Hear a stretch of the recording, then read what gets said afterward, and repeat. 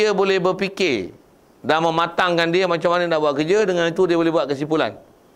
Itu adalah kaedah mendapatkan tafsili. Boleh faham saya nak jawab apa tu? Maksudnya kaedah nak dapat tafsili memang kadang kena hafal dulu. Kena hafal dulu. Satu antara kita belajar ni macam saya duk sebut apa tu, kena dengar. Memang pakai dululah apa orang cakap.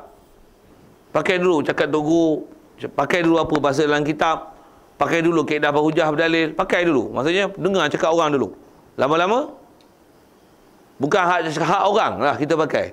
Saya dulu ngaji pun banyak contoh Tok Guru. Bila dah codek macam mana, tak apa lah, tak tiru bahasa Tok Guru lah. Pasal apa? Macam mana buat, ada buah mantap Tok Guru punya, tu masih pakai lah. Pasal ada benda yang tu masuk dalam hati dia. Macam mana pun kadang-kadang ada benda yang lebih tajam daripada tu, daripada apa yang kita dah hafal dulu, untuk kita buat dalil dan hujah.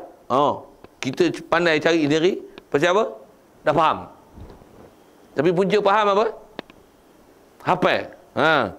Jadi kalau semata-mata hafal, memang istilahnya macam burung kakak tua hafal lah. Burung kakak tua, dia tahu ada pagi bila, malam bila. Sajalah ke sana sikit. Tengok saya nak ajar contoh berfikir.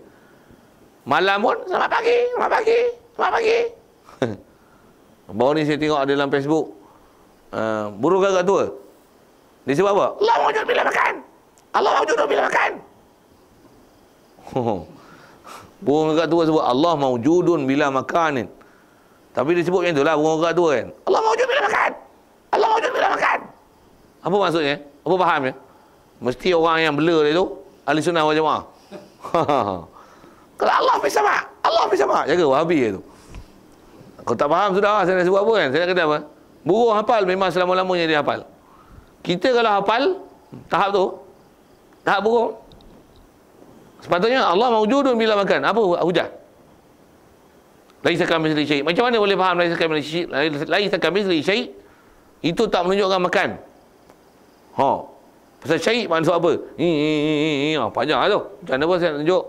Kaedah mula-mula nak dapat tafsiri. Macam mana? Dengar fakta, dengar hujah orang, ambil, telan, hafal, kaedah, apa lagi? Bahasa, penakgulan akal, cara berfikir. Lepas tu, lama-lama dah pandai, dah bijak cara berfikir, apa buat? Sendiri ya. Mula-mula memang kita pakai ilmu orang. Macam kita nak belajar kereta, ada kata tengok ni. Kau jangan langgar lain, kau tengok kereta ni. Kau bawa, kau tengok ni. Nampak bucur kereta tu? Kau bawa pastikan jangan langgar lain ni. Kita tengok cermin sebelah. Kau nampak lain belah kanan? Nampak? Kalau nak buat kereta, jangan makan lain orang. Kau tengok cermin kereta belah kanan. Kalau nampak lain, maksudnya kau tak makan jalan. Kalau lain tak nampak, maksudnya kau makan jalan. Faham saya sebab apa? Mula-mula kena apa? Kena hafal dulu. Hafal lah fakta dia. Walaupun kita pun tak bercerdik lagi masa tu. Lama-lama macam mana? Kita lain pun tukar, tak payah. Kita ada skill kita sendiri. Macam mana nak buat kita? Walaupun asalnya, dia bagi kita hafal dulu. Ini, itu asas. Asas tak dapat tidak. Untuk dapat tafsiri, kena hafal dulu. Jadi kalau orang tanya, kalau selagi masih tahap hafal, dan kalau kata, bawa, belajar, saya bagi contoh, bawa kereta ni, bawa kancil boleh bawa. Bawa kenari, tak kerti bawa. Bodoh maksudnya. Maksudnya apa? Dia masih tahap hafal. Maksudnya dia tak bijak. Dia tak boleh nak guna apa maklumat yang telah dia hafal dan telah dipakai, yang telah dia lalui dengan kemahiran yang ada pada dia sampai dapat lesen. Rupanya bodoh je. Dia tak boleh nak tukar maklumat tu daripada kancil daripada kenari. Tambah tengok macam ni. Tambah pula bawa lori. Dia tak kerti. Kalau nak parking, apa konsep parking? Macam mana boleh masuk bontot dulu? Tak langgar tiang. Apa kaedah dia? Kita belajar driving school, dia ajar ni. Kau tengok tepi ni, tengok belah kiri, kau tengok lain ni, kau tengok kat sana ada aku tanda. Nampak? Saya sebut saya belajar alur macam tu. Kita pun ikut je lah. Tengok masuk lorong betul. Buat sendiri mampus tak betul. Rupanya tak faham lagi. Bengong rupanya. Rupanya prinsip dia tengok tayar belakang. Itu saya punya kesimpulan lah. Tuan-tuan punya pasal lah. Tuan-tuan nak faham ke apa. Saya nak tunjuk apa. Mula-mula kita hafal. Lepas tu dengan apa dia tunjuk tu kita faham. Sebenarnya dia nak ajar apa ni? Try nak. Bawa kereta. Bawa kereta Avanza ke apa. Skill dia tengok roda belakang, mana yang mendapati roda tu, itu kayu ukur, batch line, benchmark dia untuk nak masuk parking dengan bucu belah tu. Jadi yang sana tu kalau tak ada tanda pun, itu yang tempat benchmark kita nak tengok, nak masuk kita. Undur. Okey, sampai tempat tu, kau break, kau putak tayar, putak steering habis-habis, undur. Mesti masuk. Betul. Apa faham tu? Hafal dulu. Dapatkan kemahiran dengan taklid dulu. Taklid apa? Taklid dalil dulu. Lepas tu, kemahiran itu dipakai, apply dia untuk tafsili, kita pakai hak kita pula. Tapi tak dapat, tidak kena apa. Nak pandai automatik ni. Makan masa mah. Bunyi itulah. Jadi kalau macam mana pun, selagi duk hafal. Macam mana? Duk hafal itu lah. Maksudnya tak faham ni. Tak faham ni. Itu yang bawa kancing sampai mati. Bawa macam ni tak boleh bawa. Okey. Kamu boleh bawa macam ni? Boleh? Maksudnya macam dia tu. Okey. Saja tanya gitu tak? Siap? Boleh? Sama dari segi prinsip. Ada benda yang kena hafal tu, kadang-kadang dia lagi cekap pada kita. Tak jadi tanya lah, apa saudara kita yang ada kan? Kadang-kadang dia punya hujah berfikir lagi cepat. Pasal kita, kadang-kadang kita terima Islam pasal kita dah Islam, pasal kita terima Islam. Orang yang nak masuk Islam dengan dia faham Islam ni, dia kalau tak ada benda yang betul untuk dia nak faham Islam, mampu dia tak ikut Islam. Kalau ada faktor kahwin, faktor bantuan, itu satu hal. Tapi kalau dia masuk Islam, dia atas cerah mata hati dia, terang dia nampak, yang ni betul, macam mana? Kalau Cina tanya, pasal apa lu masuk Islam? Islam memang betul mah. Betul ya? Ini orang Islam pun banyak tak betul. Itu orang Islam tak betul ya. Islam memang betul mah. Itu orang Islam yang tak ikut Islam. Pasal itu orang Islam itu tak betul. Kalau ikut Islam betul-betul, memang betul punya. Cantik tak tu? Pasal apa? Pasal dia nampak apa yang dia nampak. Jadi saya sekarang memang bukan Melayu. Pasal saya bukan masuk Melayu lah. Saya masuk Islam. Saya tak Melayu pun tak apa lah. Tapi saya masuk Jawi. Tak faham salah, saya main bahasa sikit tu. Maksudnya cekap tu. Cekap lah. Sampai ada benda kita nak hujah pun tak pandai, tapi dia boleh hujah. Nak sebut tu. Jadi dari segi tahap sama untuk taklid tak taklid. Kalau kata pasal apa? Kita suka Islam pasal Islam ni dia bagi beras, cukup bulan dia bagi susu. Untuk majlis agama datang, dia bagi bantuan. Saya suka orang Islam. Lagi main Kristian, saya suka Kristian. Mampu tak jadi tu. Tak jadi. Tak cerdik. Pasal dia kena umpan. Ini masuk Islam, lapar lah. Tak masuk Kristian. Tak betul. Macam mana pun, dia bagi. Ambil. Nak masuk Kristian, tidak. Cerdik. Boleh? Jadi dari segi tahap tu sama. Ya, masuk. Ya. Satu kita kena belajar. Macam mana orang yang tak Islam, dia nak masuk Islam, dia kena belajar. Dan dia jangan tak tahu, dia nak masuk Islam bukan calang-calang maklumat yang kena ada kat dia untuk dia kuat boleh masuk Islam tu. Cuma kita orang Islam, di atas kita dah Islam. Itu yang tak, bukan calang-calang orang untuk boleh main surau dalam masjid tau. Malu kat saudara baru boleh main masjid surau. Orang dah lama Islam tak boleh main masjid surau. Pasal apa tu? Salah ni. Salah makrifat. Itu kok, saya jawab soalan. Tak puas hati tanya. Kalau tak, saya pun muka lagi dari sisi sudut tu lah kan. Okey. Lain, kalau ada, kok boleh jawab. Apa beza sampai dengan tidak puasa jawab dengan panjang? Maksudnya dua orang yang berbeza, tapi jawapan masing-masing sama nampak. Tapi seorang ni sampai.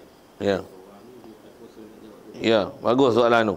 Dia punya beza dia, saya nak guna bahasa benchmark tu, lekat bahasa tu lah. Benchmark dia tak mana? Tak faham. Ada orang memang dia sebut dia faham, tapi dia tak boleh nak urai. Itu faham, itu dalil. Ada orang memang dia tak faham apa, dia hafal aja. Macam 7 kali 5, 35. Saya buat misal contoh matematik. 7 kali 5, 35 lah, mana boleh lain. 7 kali 6, 42. 7, 7, 49. 7 kali 5, 35 lah. Orang ni pasal apa? 7, 5, 35. Nanti salah. 7, 14, 21, 28. 35. Itu apa? Itu hafal. Dia kena kira daripada bawah. Orang ni memang cucuk simpan maklumat. Pula tu, memang 35 takkan 75, 40 tak? Kenapa? 35 nak urai tak boleh? Tak pandai? Kalau yang boleh hurai tu, tu tak bersili. 7 kali 5 tu maksudnya 7 tu 5 kali. 7, 7, 7, 7, 7. Kan 35 7, 14. Lagi satu. 21 lagi satu. Faham saya? Tu apa tu? Saya nak tunjuk faham. Kalau hafal macam mana? Dia hafal je lah. 7 kali 1, 7. 7 kali 2, 7, 2, 14. 7, 3, 2, 1. 7, 4, 2, 8. 7, 5, 3, 5. 7, 5, 3, 5. Itu apa tu? Gaya tu gaya hafal tu. Bukan gaya faham. Kalau gaya faham, tak payah hafal sipir. Dia boleh buat sendiri sipir. 11, 11. Betul satu. 11, 12. Sipir 13 boleh. Asas ajar sampai 12. Sipir 40 boleh. Betul? Maksud apa? Faham. Kalau orang hafal, tak hafal sipir 40. Tak hafal sipir 40. Okey, faham saya nak sebut apa? Yang tu lah, beza dia situ lah. Sebab dia faham dengan tak faham. Nanti yang burung kerak tua dengan kita selamat pagi, macam mana? Allah mau jurun bila makan. Dengan tahap kita dengan tahap dia macam mana? Kalau tak hafal, hafal je lah. Maksudnya tahap hafal lah. Patutnya faham. Jadi beza dia, walaupun tak boleh bagi panjang lebar huraian, tapi sebenarnya dia faham. Jadi siapa nak bagi nilai tu? Sendiri lah. Yang kita kena mengaji sampai kita faham. Bukan kita mengaji tentang hafal macam mana pun tu jalan. Macam mana pun hafal je lah dulu. Alam ini baru alam apa alam ni berubah, alam mutaghayyir. Dulu tak apa pandai pun, tak boleh faham pun. Bila kita dah faham maklumat yang betul, dah hafal maklumat betul, untuk macam mana? Kita boleh olah perkataan sendiri untuk membina ayat-ayat yang mantap untuk mendapat dalil tafsir. Itu yang kadang-kadang hafalan tu perlu. Itu yang hafal Quran, hafal matan, hafal sipir, hafal. Mula-mula memang pelajaran ni hafal dulu. Tapi dengan sebab hafalan, macam mana? Di situ datang kemahiran. Macam mana pun kalau kekalkan tetap hafalan, habis hafalan bodoh. Lupa bodoh. Tak ada rujukan bodoh. Macam tu kot. Lain kalau ada.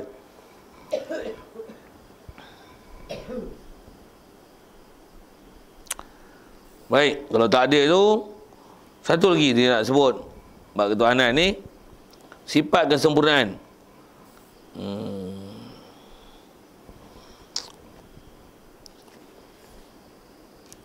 Yang ni nanti dia kaitan dengan dalil pula. Cukup itu. Ini kita ngaji dalil lah. Baca lagi dia ubah pula otak pula. Jadi kita faham dalil ni. Faham dalil jemali, dalil tafsili. Sedikit dengan nasihat macam mana nak dapatkan dia. Dan memang tak dapat tidak. Memang kaedah. Apa ilmu pun. Dia mula-mula memang hafal dulu. Ikhfa' tu macam mana? Ikhfa' ni nun mati bertemu huruf 15. Apa dia? Apa. Lepas tu? Latih tubi. Latih. Lama-lama ni macam mana? Ada tengok tanda, tengok huruf, tengok color, macam-macam style orang belajar. Macam mana pun bila faham macam mana? Tambah pula dah mahir baca macam mana? Dengar orang baca pun kita dah tahu lah. Salah. Dengung lagi. Tak cukup. 2 rakaat. Panjang lagi. Ini lagi. Ni tak dengung. Dia pasal apa tak dengung? Dia pasal apa dengung? Kita boleh persoal satu-satu. Siapa? Puncanya apa? Hafal. Satu hafalan benda besar. Satu kita kecil-kecil. Kalau boleh sepatutnya hafal Quran. Hafal kitab. Hafal matan. Hafal. Mula-mula memang pelajaran dia, subjek dia hafal dia dulu. Tapi bila kita hafal benda betul, macam mana? Kesan dia, cerik. Mantap. Pasal faktor hafalan. Lepas daripada hafalan tu lah, faham kan? Macam mana? Tiang, bila hafal saja, tak faham macam mana? Itu yang kadang hafiz Quran, tapi akidah Wahabi.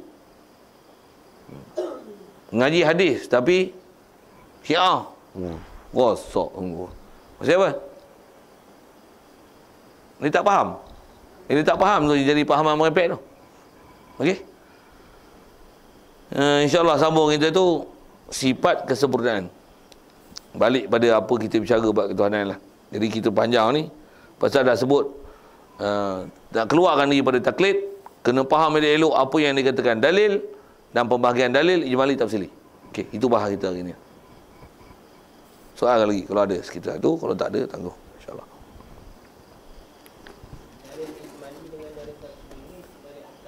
Ya. Tidak juga. Kan saya tunjuk Quran tadi. Kalau sebut kallamallahu Musa taklima. Kalau boleh hafal aja dan faham. Tapi faham pun dengan terjemah. Ijmali je lah. Kalau dengan saya tanya ni, apa kaitan kalam dengan kalam? Boleh bagi hurai. Di mana menunjukkan maksudnya ada kalam pada Allah Ta'ala tu. Pasal kalamah takliman. Bukan kalamah tu boleh ala takdiril mudhaf. Kalam Allah, kalamah Rasulullah, kalamah malaikatullah, kalamah Jibrulullah. Tak boleh takdir. Pasal apa? Kalamah takliman. Bila ada, saya nak sebut. Huraian dia boleh beri tu, huraian dengan tafsil. Dengan kaedah Quran, dengan kaedah bahasa. Dengan kaedah nahu, dengan kaedah sorof, dengan kaedah balaghah. Dia boleh bagi hurai. Tu tafsili. Kalau terjemah je, dah Allah Ta'ala kata, dia kata. Kata lah. Saya bukan tanya tu, saya tak tanya, apa kaitan kalamah dengan kalam? Teman tak belajar Arab, tu mana nak tuti hurai? Ijmali. Jadi kita hafal Quran tu ijmali je tu. Memang dia punya tu ayat terjemah betul. Cuma tu pun dengan fahaman betul. Kalau salah, macam mana kita nak bagi tafsili yang sepatutnya huraian betul macam mana? Tu. Tu yang kena detailkan dengan tafsili. Dengan kaedah-kaedah yang sepatutnya. Yang kalau hukum akal, kaedah akal. Kalau Quran dengan kaedah Quran. Kalau hadis, dengan kaedah hadis. Dan bila kaedah hadis, sipir-sipir itulah. Nahu, soroh, balaghah, nasih, bansu, am, mutlak, muqayyad. Banyaknya alat untuk mahamkan Quran tu. Itu kan. Jadi dia taklah terhenti di atas hukum akal saja. Maksudnya, apa saja bab dengan istilah, apa-apa soal orang tanya, dia tak boleh bagi huraian panjang, tu ijmali. Walaupun dalil tu ada dah. Tapi boleh bagi huraian panjang, itu tafsili. Itu kot. Wallahu a'lam. Bismillahirrahmanirrahim. Allahumma nawwir qulubana min nuri hidayatika kama nawwartal arda min nuri syamsika wa nan abada bi rahmatika ya arhamar rahimin warzuqna fahman nabiyyin wa hifdzal mursalin wa ilhamal malaikatil muqarrabin wa sallim tasliman ala jamil anbiya'i wal mursalin walhamdulillahi rabbil alamin. Assalamualaikum warahmatullahi wabarakatuh.